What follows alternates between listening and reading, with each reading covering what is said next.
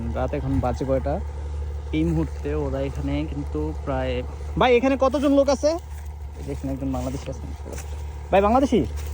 এখানে কতজন লোক আছে ভাই? ভাই অনুমানে 100 আছে। 100-র মতো মানুষ আছে। হ্যাঁ, সবাই কি পেঁয়াজের কাজই করতেছে? আপনি কি পাতা কেটে দিতেছেন? হ্যাঁ না, আপনি দেখছেন না, পাতা কাটছে, পেঁয়াজ উঠাচ্ছে। দেখতেই তো পারতেছি। এই তো দেশি ভাই, ভালো আছে আলহামদুলিল্লাহ। কি অবস্থা আপনার?